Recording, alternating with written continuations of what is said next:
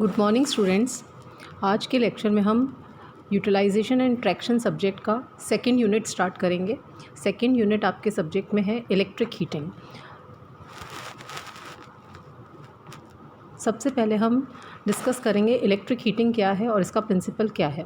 What is electric heating and what is the principle behind it. Electric heating is any process in which electrical energy is converted into heat energy. Electric heating works on the principle of Joule heating. An electric current through a resistor converts electric energy into heat energy. Electric heating वो process है जिसमें हम electric energy को heat energy में convert करते हैं और ये जूल हीटिंग के प्रिंसिपल पे काम करती है। जूल हीटिंग का प्रिंसिपल क्या है कि अगर हम किसी मटेरियल में से करंट पास करते हैं और अगर उस मटेरियल का रेजिस्टेंस आर है और उसमें हम आई करंट पास कर रहे हैं टी सेकेंड के लिए, तो जो हीट प्रोड्यूस होगी वो होगी I² RT जूल्स। इसी प्रिंसिपल का यूज़ हम इलेक्ट्रिक हीटिंग के अंदर कर रहे हैं। Electric heating is based on the principle of that when electric current passes through a medium heat is produced. Let us take the case of solid material which has resistance R ohms and current flowing through it is I ampere for T second. Then heat produced in the material will be I² RT joules. इसी principal का use हम electric heating में कर रहे हैं। Electric heating को हम अलग अलग कामों के लिए यूज़ में ले सकते हैं। इलेक्ट्रिक हीटिंग के बहुत सारे घरेलू उपयोग हैं और बहुत सारे इंडस्ट्रियल उपयोग हैं। तो यहाँ पे कुछ domestic applications of electrical heating दिए गए हैं। For example room heating for heating the building, immersion heater for water heating, hot plate for cooking, geysers, electric kettles, electric iron, electric oven for baking, electric toasters etcetera. जैसा कि यहाँ पे दिया गया है, इसको हम बहुत सारे घरेलू कामों के लिए काम में ले सकते हैं। इलेक्ट्रिक हीटिंग को इसको हम किसी भी बिल्डिंग के को हीट करने के लिए रूम हीटर के रूप में काम में ले सकते हैं। इसको हम पानी गर्म करने के लिए इमर्शन रॉड के काम में ले सकते हैं।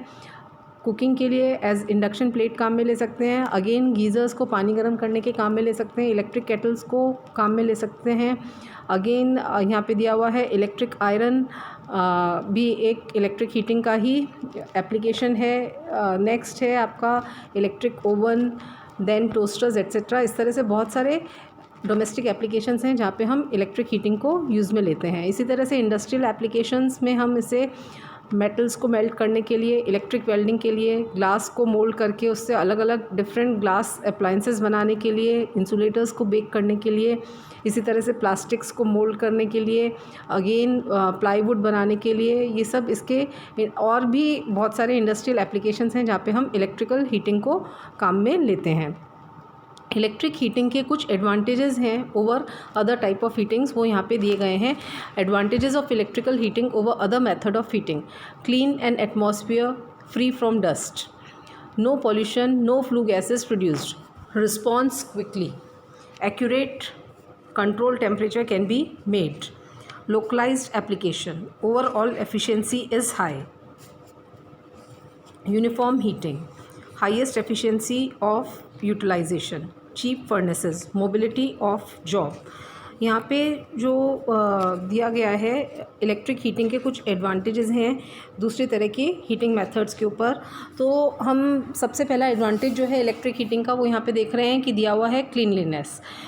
क्योंकि इलेक्ट्रिक हीटिंग के अंदर किसी भी तरह का धूल या ऐश वगैरह जनरेट नहीं हो रही है, इसलिए ये एक क्लीन मेथड है हीटिंग का और इसमें जो है साफ़ सफाई की भी ज़रूरत नहीं रहती है।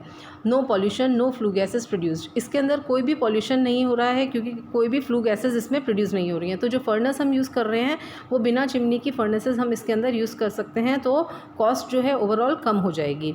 रिस्पॉन्स क्विकली फास्ट है ये। कंट्रोल्ड ऑपरेशन हमें मिल जाता है, वाइड रेंज में मिल जाता है, मिनिमम से मैक्सिमम डिग्री टेम्परेचर हम इससे कंट्रोल कर सकते हैं। कंपैरेटिवली सेफ़ है ये as compare to other type of heating methods. Efficiency इसकी हाई है, इससे जो यूनिफॉर्म हीटिंग हमें मिल रही है वो यूनिफॉर्म मिल रही है और चीप है ये as compare to other mode of heating furnaces, because इसके अंदर हम चिमनी की कॉस्ट जो है वो कट कर सकते हैं। फर्दर इस इलेक्ट्रिक हीटिंग को हम कहीं पे भी ले जाके जो भी हमारा काम है वो हम कर सकते हैं, तो मोबिलिटी है। नेक्स्ट हम लेते हैं हीट ट्रांसफ़र के वेरियस मोड्स। तो आप लोगों ने पहले भी पढ़ा हुआ होगा, ट्रांसफ़र ऑफ हीट जो है या हीट ट्रांसफ़र 3 मोड से हो सकती है। First is conduction, then is convection and third is radiation. सबसे पहले यहाँ पे लेते हैं हम conduction. The phenomena takes place in solid, liquid and gas. Heat transfer is proportional to the difference of temperature between the two surfaces, no actual motion of molecules. Conduction में क्या होता है कि हीट ट्रांसफ़र जो है molecules के vibrations की वजह से हो रहा है। किसी भी पदार्थ में मॉलिक्यूल के वाइब्रेशंस की वजह से हो रहा है, उनके मूवमेंट की वजह से नहीं हो रहा है। फॉर एग्जांपल, आप अगर एक आयरन रॉड को हीट कर रहे हैं तो आप देखोगे एक सिरे से आप उसको गर्म कर रहे हो और दूसरा सिरा भी उसका धीरे धीरे वो पूरी रॉड गर्म हो जाएगी। जहाँ से आपने पकड़ा हुआ है वो भी पॉइंट उसका गर्म हो जाएगा। तो यहाँ पे जो हीट ट्रांसफ़र हो रही है वो थ्रू कंडक्शन हो रही है। क्या हो रहा है, मॉलिक्यूल्स जो हैं उसके वाइब्रेट होंगे और हीट जो है वो एक मॉलिक्यूल से दूसरे मॉलिक्यूल तक ट्रांसफ़र होगी। Next is convection. Convection is the phenomena that takes place in liquid and gas. Heat is transferred due to actual motion of molecules. Convection में क्या हो रहा है कि ये फिनोमिना जनरली लिक्विड और गैसेस के अंदर ही होता है और इसके अंदर हीट ट्रांसफ़र जो हो रहा है मोशन मॉलिक्यूल्स के मोशन की वजह से हो रहा है। फॉर एग्जांपल, अपन इसको ऐसा समझ सकते हैं कि जैसे आप पानी गर्म कर रहे हैं किसी बर्तन में, तो आप देखते होंगे कि पानी जो है जब खौलने लगता है, उबलने लगता है, तो बबल्स के रूप में, या आप देखते हो कि वो उबल रहा है तो उसका मूवमेंट हो रहा है। तो क्या हो रहा है, जब भी आप किसी भी चीज़ को गर्म कर रहे हो तो वो हल्की हो जाती है।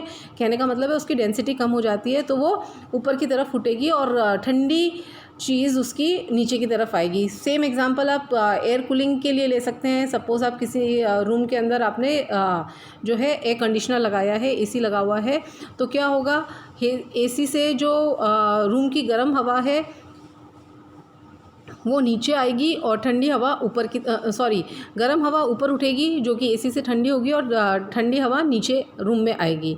तो इस तरह से नेचुरल सर्कुलेशन हो जाता है और कन्वेक्शन से हमें कूलिंग मिल रही है एसी से, तो इसी तरह से रूम हीटर से हमें हीटिंग मिल सकती है। तो ये सब एग्जांपल्स हैं कन्वेक्शन के। Radiation is the phenomena confined to surfaces. Radiant energy emitted or absorbed is dependent on the nature of the surface. Radiation heat transfer का वो फिनोमिना है जिसमें हीट जो है इलेक्ट्रोमैग्नेटिक वेव्स के द्वारा ट्रांसफ़र हो रही हैं। इसको हम ऐसे समझ सकते हैं कि सपोज़ आप जो है कोई हमारे पास में आपने आग जला रखी है और आप जो है उससे कोई पानी गर्म कर रहे हैं उस बर्तन पे, लेकिन आप अगर उसके पास में खड़े हैं तो आपको भी कुछ अपना गर्मी महसूस होगी। तो ये जो गर्मी आपको महसूस हो रही है, this is because of radiant energy. ठीक है ना। तो जो हीट इलेक्ट्रोमैग्नेटिक वेव्स की वजह से ट्रांसफ़र हो रही है उसको कहते हैं हम रेडिएंट एनर्जी। अदर एग्जांपल, सबसे बेस्ट एग्जांपल है अपन ले सकते हैं सन का। सन से जो एनर्जी हमें मिल रही है, हीट एनर्जी, और वो स्पेस में जब ट्रैवल कर रही है वैक्यूम में, तब तो उसमें कुछ भी किसी भी तरह की हीटिंग प्रोड्यूस नहीं हो रही है। जैसे ही लेकिन वो एटमॉस्फेयर के अंदर, अर्थ के एटमॉस्फेयर में एंटर करती है, तो जिन भी मॉलिक्यूल्स से वो टकराएगी उसको कुछ एनर्जी देगी और अपनी हीट एनर्जी देगी, और अर्थ के जिस सरफेस पे वो टकराएगी वहाँ पे हीटिंग प्रोड्यूस करेगी। तो ये थे 3 मोड्स हीट ट्रांसफ़र के हमने देखे, कंडक्शन, कन्वेक्शन एंड रेडिएशन। फिर हम देख सकते हैं यहाँ पे classification of electric heating. Electric heating को हम 2 तरह से क्लासीफाई कर सकते हैं, power frequency heating and high frequency heating. Power frequency heating is further classified as resistance heating. Resistance heating में direct resistance heating, induction heating, indirect resistance heating, induction heating, arc heating. Again arc को भी 2 तरह से, direct and indirect arc heating. Then induction heating को हमने यहाँ पे classify करा है direct core type and coreless type. Third type of heating जो है that is dielectric heating. Then हम इसका क्लासिफिकेशन कर सकते हैं अकॉर्डिंग टू द टेम्परेचर। जितना हम इससे जितने टेम्परेचर पे हम हीटिंग कर रहे हैं उसके अकॉर्डिंग हम इन्हें क्लासीफाई कर सकते हैं। Low temperature heating up to 400 degree centigrade तक की हीटिंग को कहते हैं। मीडियम 400 से 1150 डिग्री सेंटीग्रेड के हीटिंग को हम मीडियम टेम्परेचर हीटिंग कहते हैं। एंड अबव 1150 डिग्री सेंटीग्रेड वाली हीटिंग को हम हाई टेम्परेचर हीटिंग कहते हैं। यहाँ अगेन क्लासिफिकेशन दिया गया है इलेक्ट्रिक हीटिंग का। तो स्टूडेंट्स, आज के लेक्चर में हमने पढ़ा इलेक्ट्रिक हीटिंग, इसके advantages, modes of various types of various modes of electric heating and classification of electric heating. Next lecture में हम one by one various types of electric heating discuss करेंगे।